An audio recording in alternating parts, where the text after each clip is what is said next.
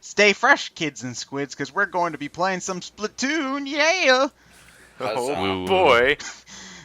So anyway, just in case people are wondering, this is a brand new file I made. You can actually create a new file by creating a new profile on your Wii U, so this isn't my main file. I wanted to be able to show off the character creation and tutorial stage, so... Yeah, Uh, everyone's wondering why my Wii U those that watch me do Wii U live streams on my Twitch stream, wondering why are there two Johnnies. That exactly for that reason. One's for myself and one's when I'm recording a game. You yeah. want to know? You want to know something funny? I once wrote a character, a guy who did his hair in a top knot because he was such a fucking samurai nerd, and it was supposed to be something really stupid that he does, despite being this super serious sounding character. And now I see that Splatoon has the male character who just inexplicably has a top knot, and I just can't help but picture him as the character I wrote instead of whoever the hell he's supposed to be. I prefer the female design. My main Splatoon file, I have a female Inkling, because I just... Yeah, same here. Same here. I like the female design I better. like the female design a lot. Well, more. there's something that I've been noticing in game design, especially with the upsurge in female characters lately, is that designers just do more interesting things with female characters in general because the idea of what a female character is supposed to look like right now isn't quite as defined and therefore isn't quite as constrained. Well, I think another thing is that in the real world, women just generally have more variety in terms of clothing than men do. Like, Absolutely. So you can do more with them as opposed Well, to... you say that, but it's not strictly true. It's just that the guys who focus on style aren't as it's not as popular. Well, I guess Yeah, it's not as focused on. It's not as focused on. So while you have characters that are really cool looking, like say Leon Kennedy in the Resident Evil series, and most of the time what you have are your Chris Redfields, which are just guys with boring haircuts and a lot of muscle, and that's about it.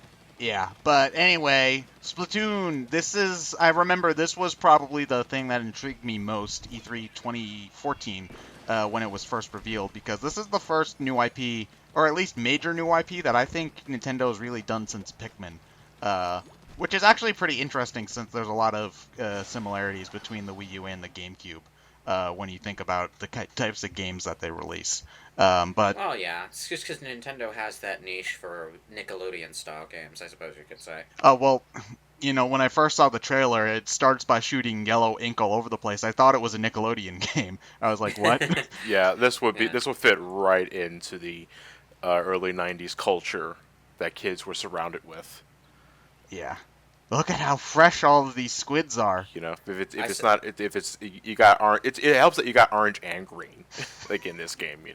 The exact color. New expansion for Splatoon, climb the aggro crack. Yeah, we need the aggro crack and Mo. Yeah. Oh, the one on the right kind of looks like Mo. What about the giant tiki head from Legends of the Hidden Temple? Olmec? Hell yeah, we need an Olmec. And Mark Summers needs to host everything. Yeah. And it would work perfectly too because he's a mesophobe. Yeah, he's a germaphobe. Wait, he He's OCD. Yeah. He's OCD. and he yeah. worked for Nickelodeon. He worked in Double Dare. Yeah. Oh Yes. wow, Double Dare was one of the messier ones too. Hey, Yeah. that's dedication. Well, I think Double Dare was really only second to Guts when it came to being an absolute mess fest. But yeah, this is Inkopolis. This is going to be strictly single player, just so you guys know. We will eventually do multiplayer, so don't worry about that. But for our traditional commentary stuff, we're going to be doing single player because I don't know how interesting watching me might wipe the floor with all these punks online would be. So yeah, You assume too much. Hey, I'm Hey, better than you. You would have beaten me before the match even began. I don't even end the game. Hey, Lewis, what I'm are you playing Call talking of Duty. about? You haven't lost a single match.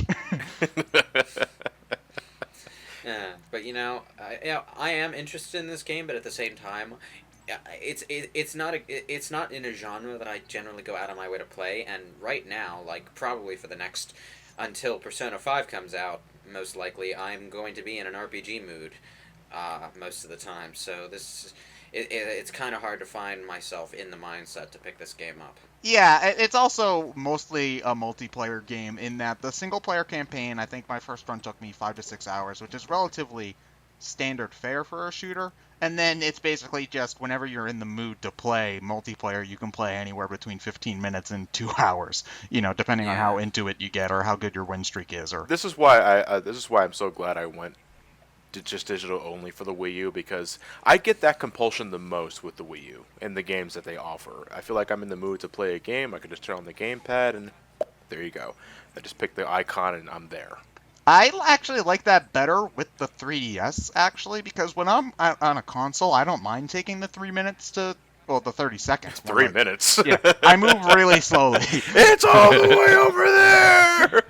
But I don't mind taking the 30 seconds to switch the disc. When I'm on my 3DS, if I had, say, downloaded Animal Crossing when it first came out, as opposed to getting the cartridge, I probably would have stuck with it for a lot longer.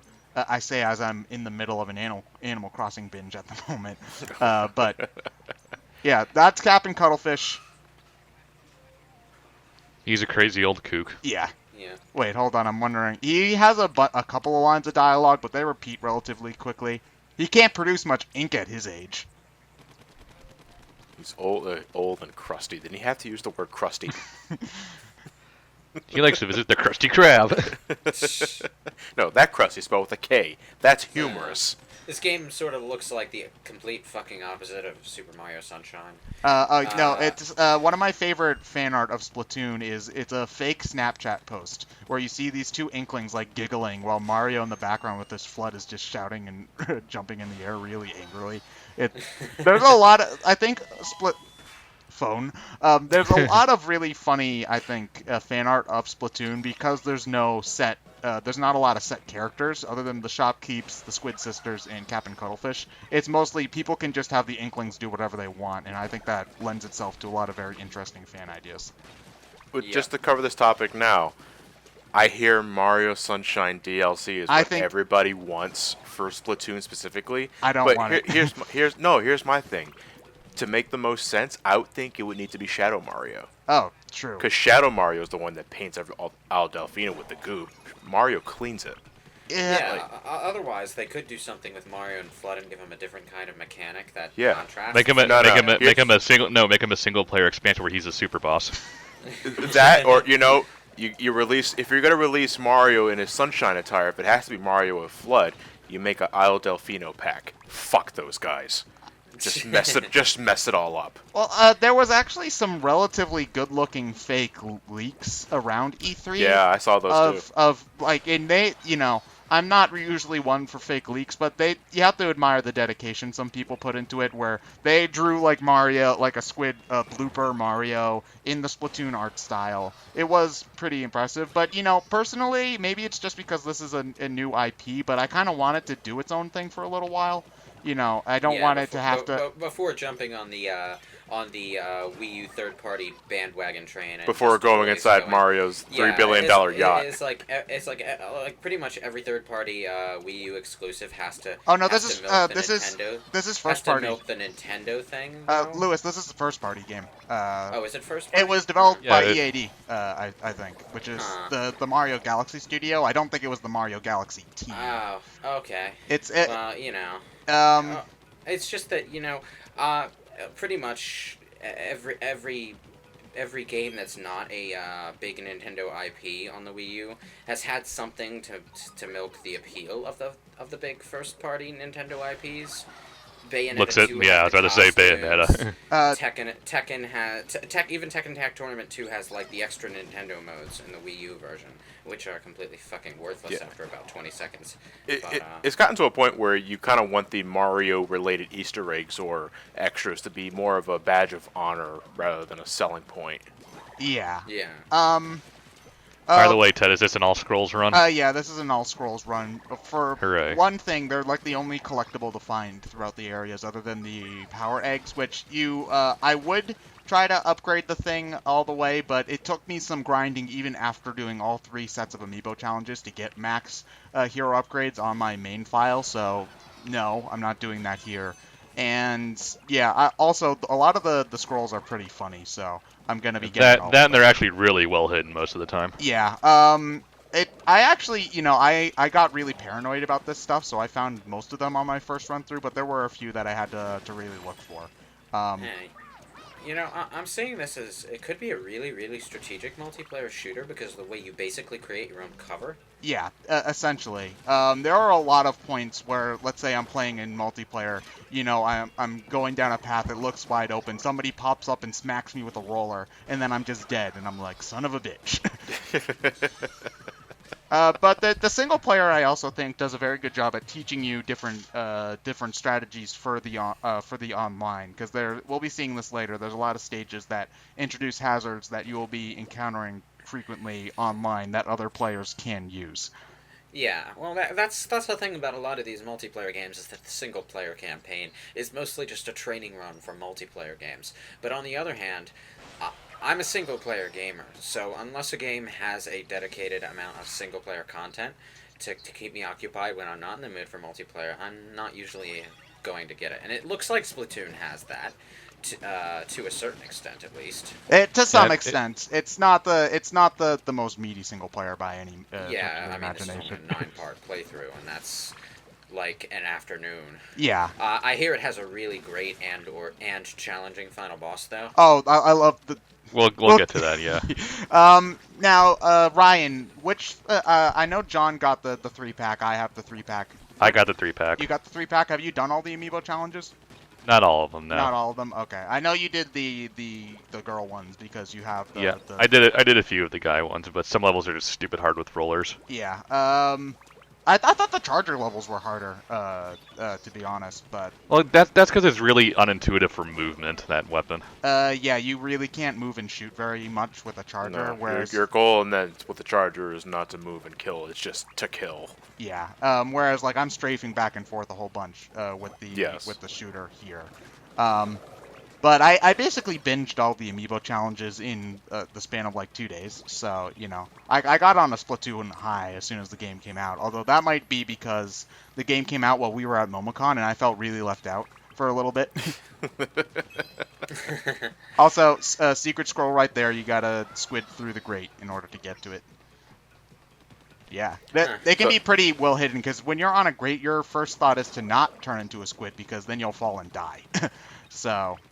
yeah. I have a question. How does the motion control factor into this game? Like, I hear it's good, but I also hear that people tend to have like a pro controller with a remote tied to the back of it. I haven't tried the Pro Controller remote tapey thing, mostly just because I'm fine with the gamepad, to be perfectly honest. Like, I know it's a bit big for some people. I personally like it because my hands are ginormous. I like the motion controls a lot. There are some techniques, I think, in multiplayer, particularly like jumping into ink puddles to escape from tricky situations that I don't think would be possible to do without having the motion controls on. So... Well, you know how I feel about motion controls, so... yeah. I think the gyro works fine for aiming. Yeah. It's what I'm using. If I'm using a splat charger, you're fucking real. I'm using gyro controls because my hands are not steady enough with the right analog stick to line up a shot correctly with that weapon. Most people with sniper-type weapons in any type of game, don't they normally turn down the sensitivity on the controls so that you can be more precise? I wouldn't be able to tell you common practices for every other shooter because I'm not really a sniper guy. Well, when it comes to mouse controls and or gyro motion controls for shooters, it's really a personal comfort kind of thing. Like, you have to find that sweet spot where the sensitivity of your controls and the weapon that you're using just meet at a perfect harmony. And there are there. sensitivity options in Splatoon. I think at least for the control stick, you'd have to get back to me on the motion because honestly, the defaults work just fine for me. But there is a little bit of a learning curve because I've had people try Splatoon and it took them a little bit to get used to the controls. But after I think you find that sweet spot and you get used to it, the game controls absolutely beautifully. So that's what I think anyway.